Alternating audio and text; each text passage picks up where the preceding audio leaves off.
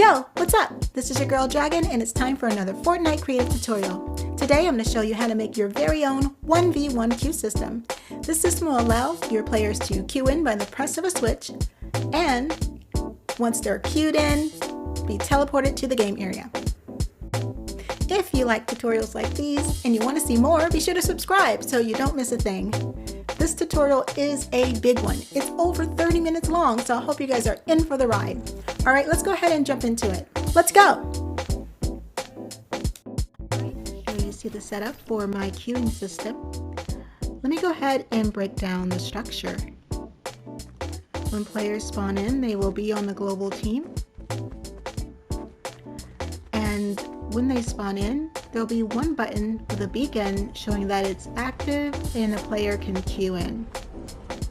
When a player queues in on this side, this will be of course for player 1, this trigger will register the player to the player reference device, send a message to the message feed, and have a HUD message pop up.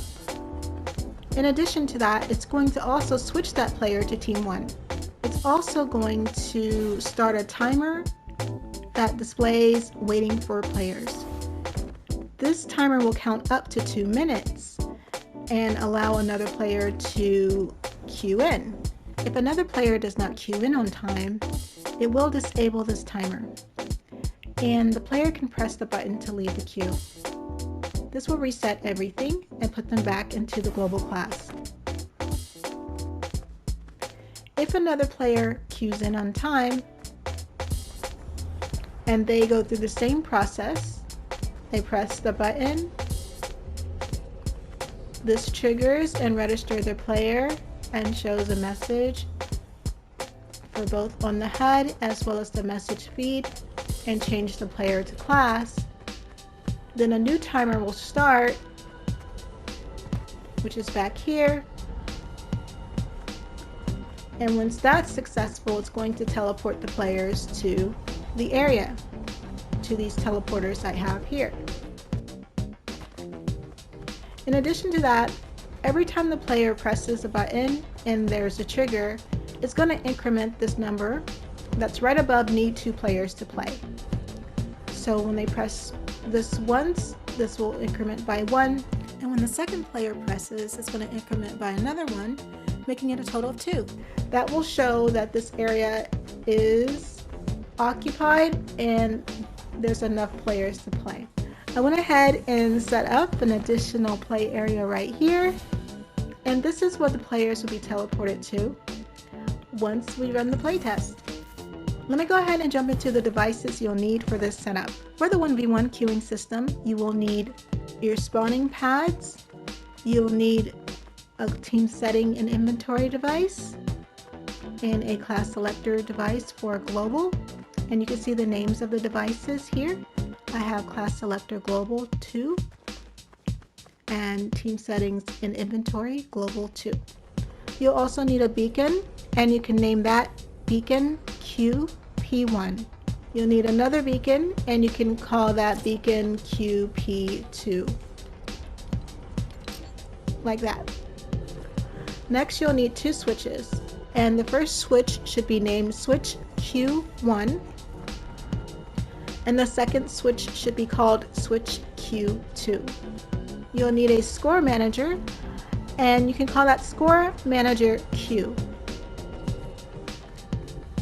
For team 1, you'll need a trigger, and you would name it trigger registration QP1. You'll need a message feed device, and you can call it message feed device QP1. HUD message device, and I named it HUD message device 1PQ, but you can change it to QP1. There we go. Then you're going to need a class selector device, and this is class selector Q team 1, and then a teleporter Q team 1. That does it for Team 1's devices. For Team 2, I have trigger registration queue P2, player reference queue player 2, HUD message device can also be queue P2,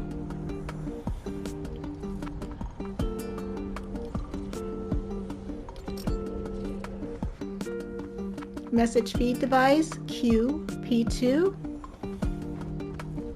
and class selector queue TM2. For the teleporter for team 2 is teleporter queue team 2 or TM2.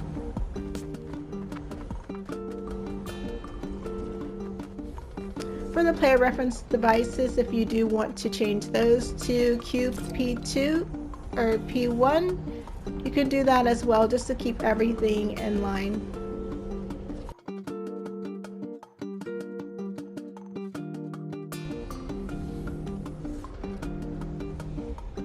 So I'll go ahead and update that. We have player reference queue P2, player reference queue P1.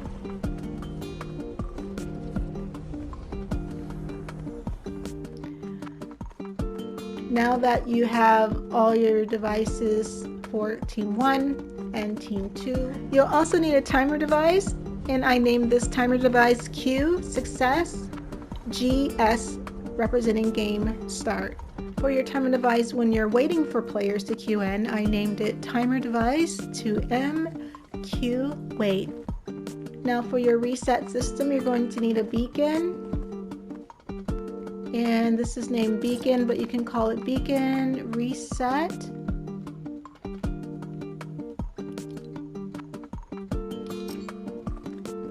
And then a button queue reset. And you're going to need a mutator zone, so you can place that on top of your area. And I named that mutator zone device queue global reset. This will basically switch all the players to global class when the reset button is pressed. Right now that you know all the devices that you need, let's go ahead and jump into the settings. Let's start when players spawn in.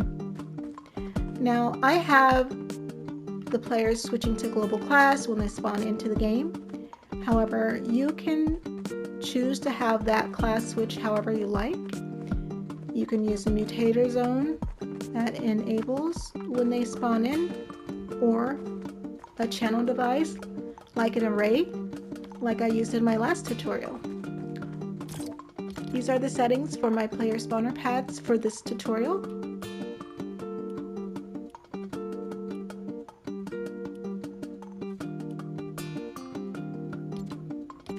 And as for functions, there are no functions. And for events, when the players spawn, I'm going to send an event to the class selector global 2 to change player to team and class. I'm also going to enable both of my message feed devices for player 1 and player 2, as you see here.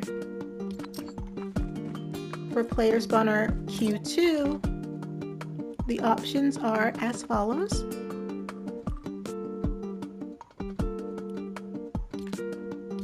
There are no functions, and for events, when the player is spawned, we're going to switch them to the global class. Next, let's move to the switch. So we're going to look at switch Q1. This will be enabled at game start. The initial state is off, and it is visible during game. I did not place turn on text, however you can if you want to. Something like that will definitely work just fine. The device model I'm using is the red button. The sound is enabled. Allow interaction is yes. And interaction time is at 3 seconds. It's important that you put an interaction time for this type of system. So a player might change their mind within 3 seconds, and that way they won't queue in. I think any type of interaction time between 1 and 3 seconds would be ideal. There's also a cooldown time of 3 seconds, but the button's going to disable itself. I just have that there for a fail-safe.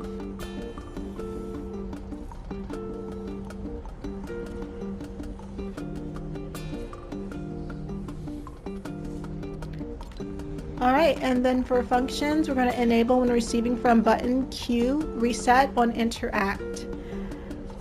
We're going to disable when receiving from trigger registration on triggered, meaning that when the player triggers the registration trigger, it will disable this button so that no one can press it anymore. We're going to turn off when receiving from switch Q1, which is the exact same switch here, when the check result is on. We're also going to turn off when receiving from the button Q reset, when the player chooses to reset the entire system. For events, on turned on, we're going to send an event to the trigger registration to trigger, and the mutator zone device global to disable. On check result on, we're going to send an event to switch Q1 to turn off, and so forth. Next is the beacon. So beacon QP1.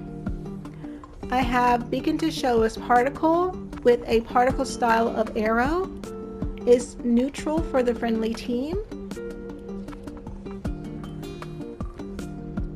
and I have a color set to sky blue. It's enabled on all phases.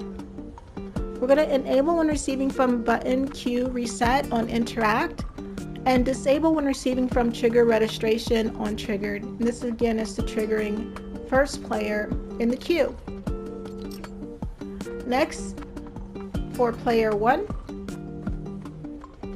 we're going to go to the trigger registration QP1, activating team as any, and so forth.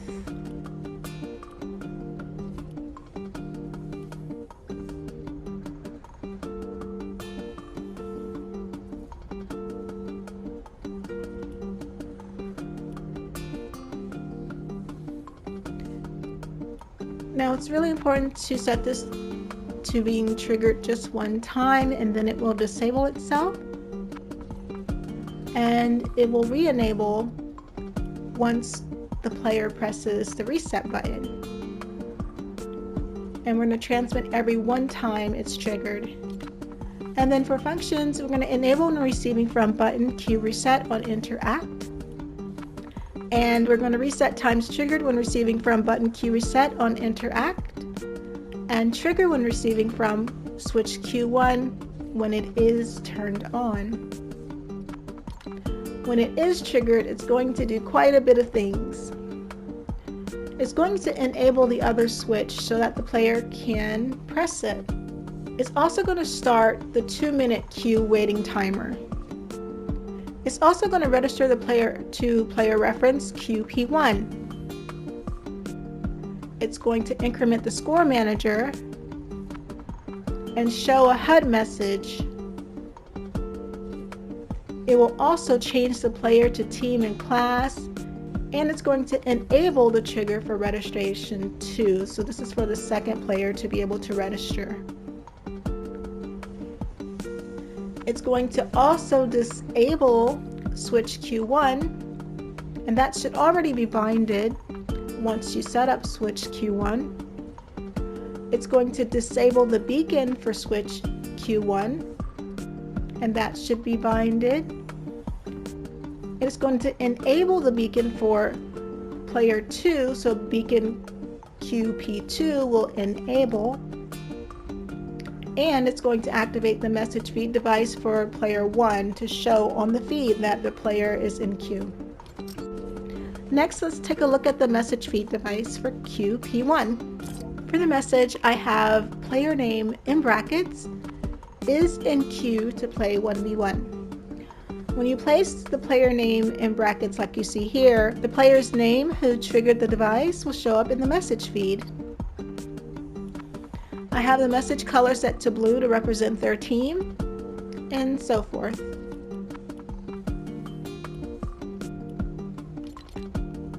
It's going to activate when receiving from trigger registration on triggered, and again this should already be binded, and enable when receiving from player spawner Q1 when the player is spawned. Next is HUD message device.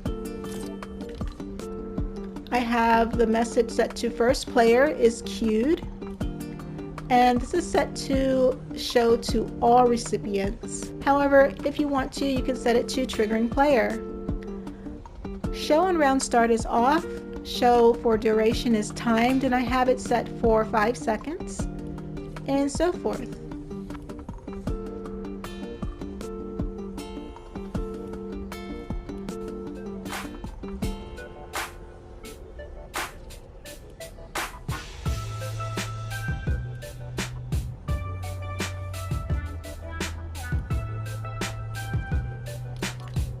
For functions, we're going to show when receiving from trigger registration on triggered, and there you go.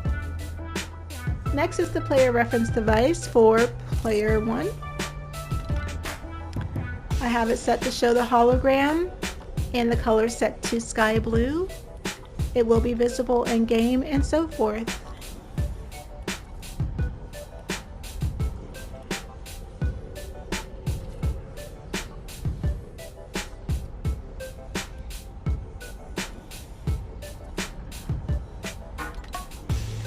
For functions, we're going to register player when receiving from trigger registration on triggered, activate when receiving from timer device queue success, game start or GS on success. We're going to clear player when receiving from button queue reset on interact. And for events, on activated, we're going to send an event to teleporter queue team 1 to teleport. And there you go. Alright, the class selector Q for team 1. The class to switch to will be 1. The team to switch to will be 1. Time to switch is instant, and so forth.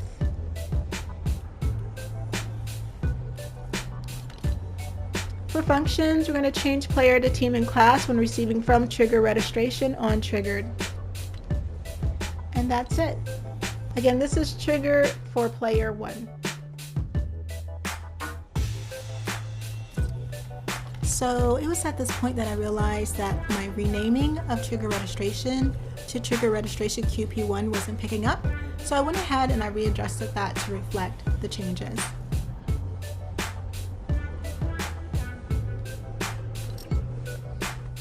Next is Team 1's teleporter. We're going to make sure it's enabled during all phases, and the selected team will be 1.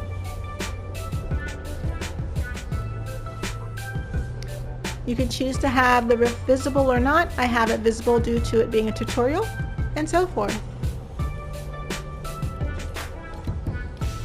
For functions, we're going to teleport when receiving from player reference queue P1 once it's activated. And there are no events. Alright, timer, device, queue success, game start. This is set to a duration of 10 seconds and it's named game start, and it's going to count down. Can interact will be no, and so forth.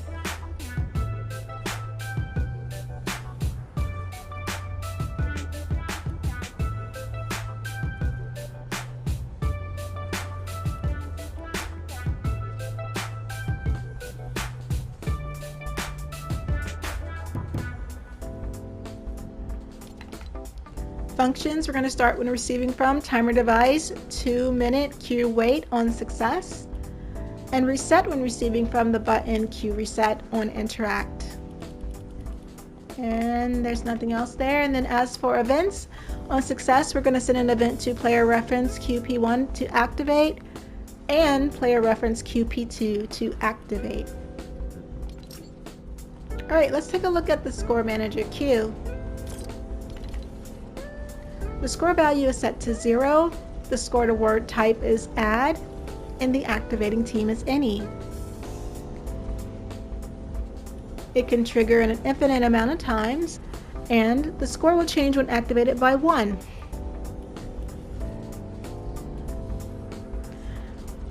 Only the number is visible in the game, and so forth. For functions, we're going to reset when receiving from button queue reset on interact. We're also going to increment when receiving from trigger registration QP1 on triggered and trigger registration QP2 on triggered. And there are no events. Now let's move on to player 2 setup, and you'll see it's quite the same, except we're just working with all the devices on this side. Alright, for switch Q2, all options are enabled at game start, no. Initial state is off. It is visible during game.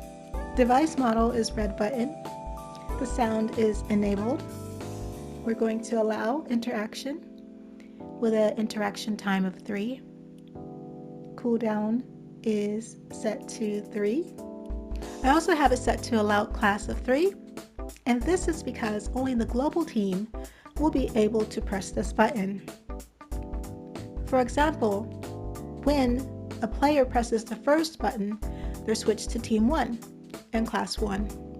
That player will not be able to touch this button, that way they don't queue in for both sides.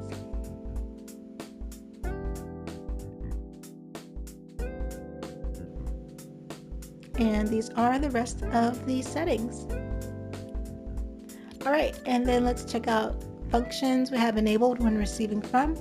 Trigger registration QP1 on triggered. Disable when receiving from. Switch Q2 on check result off. Button Q reset on interact.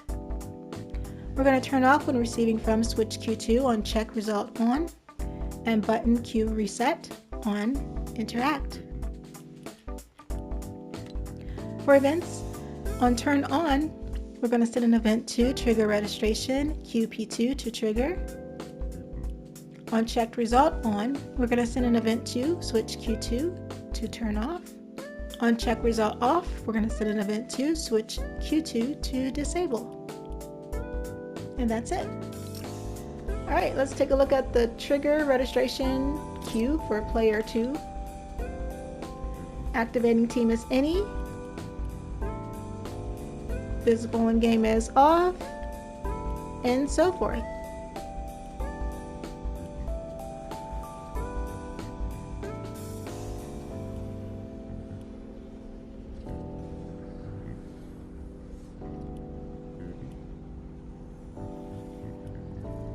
For functions, we're going to enable when receiving from button Q reset on interact and trigger registration QP1 on triggered. We're going to reset times triggered when receiving from button Q reset on interact and trigger when receiving from switch Q2 when it is turned on. For events, on triggered, we're going to send an event to the timer device 2-minute queue wait to complete QP2 to register the player. We're going to increment the score manager, which should already be binded. We're going to show the HUD message device for player 2. We're going to change player to team and class for player 2 to team 2. We're going to disable the beacon for player 2. And we're going to activate the message feed device for player 2. For player reference, we're going to be doing this. So we're showing the hologram, and it's just quite the same that we did for player 1. And you can see here, the only difference you'll see is the devices that it's linked to. We're going to register player when receiving from trigger registration 2 on triggered, and activate when receiving from timer device Q success GS, which stands for game start on success. We're going to clear player when receiving from button Q reset on interact. For events, on activated, we're going to send an event to teleporter Q team 2 to teleport. So basically we are using the player reference device to teleport the players. Alright, let's check out the HUD message device for player 2. And it will show second player is queued. And again, this is going to be messaging all players since it's a tutorial. You may want to set it to triggering player once your game is live. And if you prefer, display time is only 5 seconds, and so forth.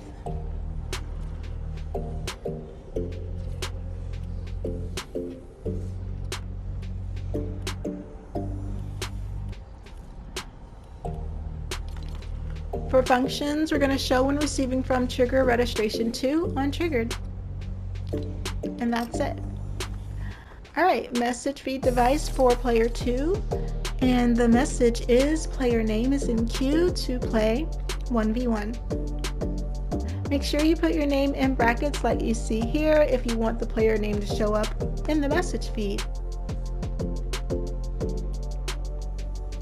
The message color is red for team 2 and so forth.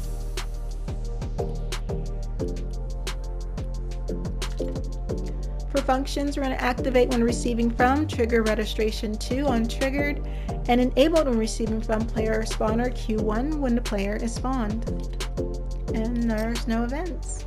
Next is the class selector for team 2. The class to switch to is 2. The team to switch to is 2.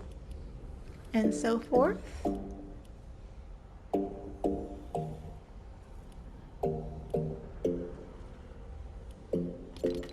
For functions, we're going to change player to team and class when receiving from trigger registration to untriggered. And there are no events. Now for the teleporter for team 2, it is set to a selected team of 2 and select the class of any.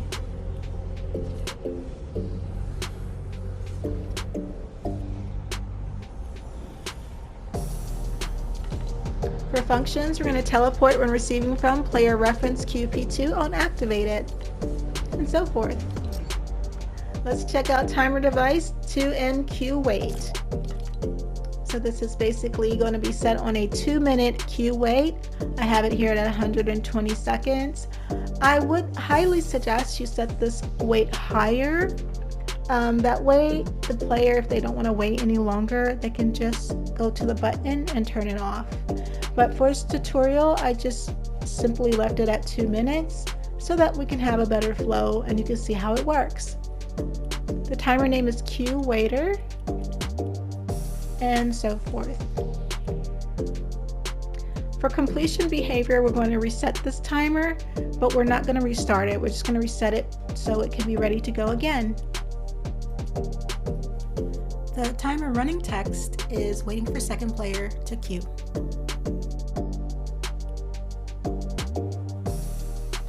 Show on HUD would be yes, and again this is optional, and timer label text style is small. Again, this is all optional. You can set that to whatever you like. In fact, if you don't want it to show on HUD, you can just set that to no and just have the timer displayed just in the specific area by leaving it on only timer when it's visible during game.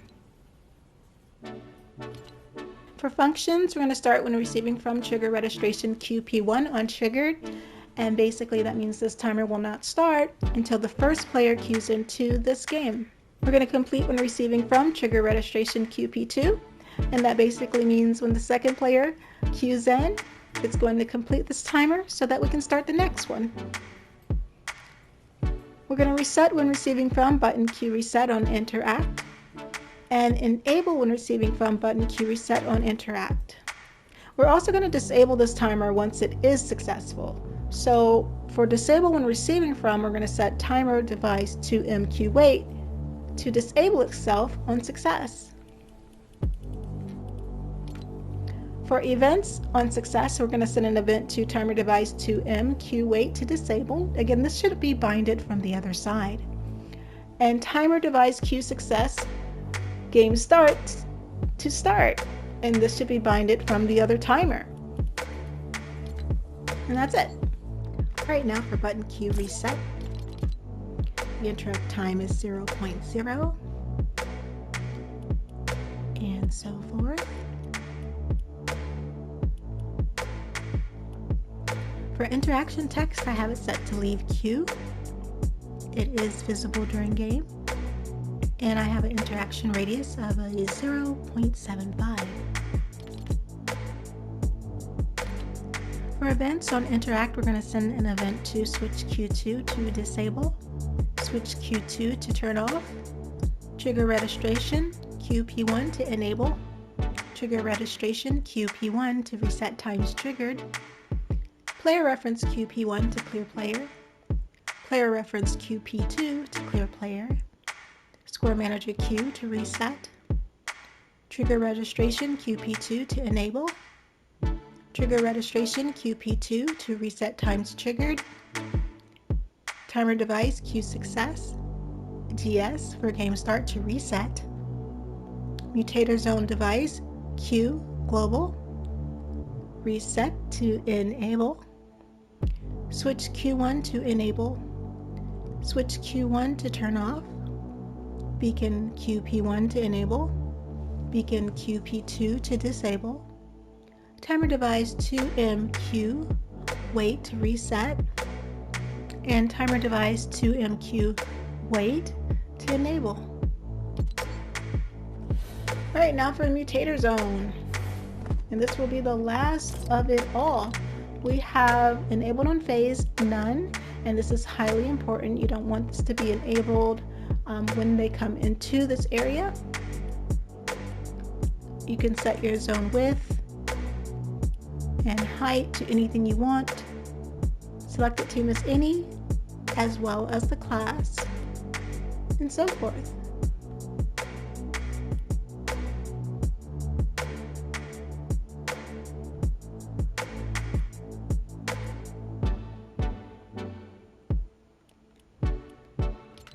Alright, and for functions, we're going to disable when receiving from, switch Q1 on turned on, and enable when receiving from, button Q reset on interact. For events, when player is entering zone, we're going to send an event to the class selector global to change player to team and class. And this will change them back to the global team. Alright, that completes the entire setup with all the devices and all the settings.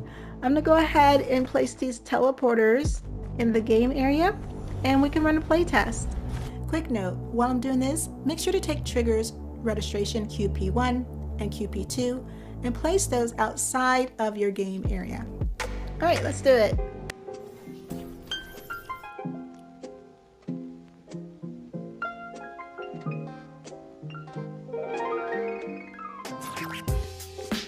Alright, when players join in, they're on a global team.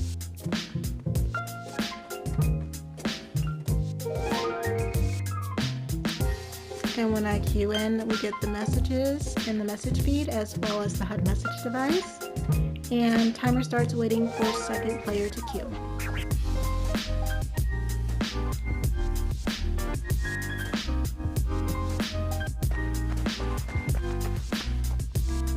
Alright, second player is going to queue in, and they are now registered, and we have 7 seconds until the game starts. We can also see there's 2 players in the game, and there we are in the game area to play.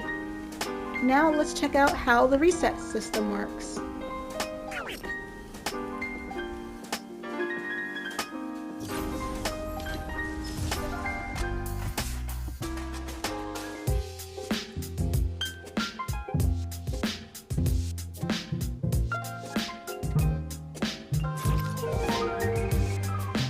Alright, so testing the reset system, player queues into the game, and let's say they change their mind and they don't want to wait anymore. Everything stops and they're back on the global team. Now let's say they queue back in, they are switched to team 1 and waiting for the next player to queue.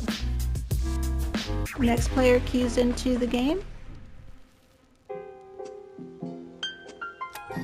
They are now into the game, and other player decides they don't want to play anymore. The entire system is reset, allowing the first player to go back into the system and start over. Second player can now queue in as well. And this works no matter who presses the button. If second player presses the button, we're back to global team. And let's see here. And the arrow shows me that I need to press this button to start over.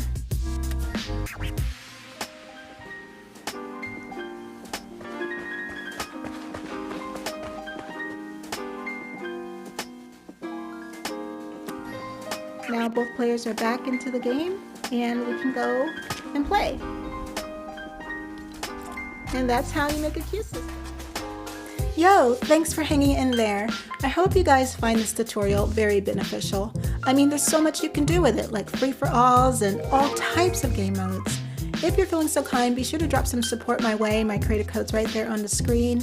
Other than that, that's going to do it for this video, and I'll see you guys in the next one, alright? Bye!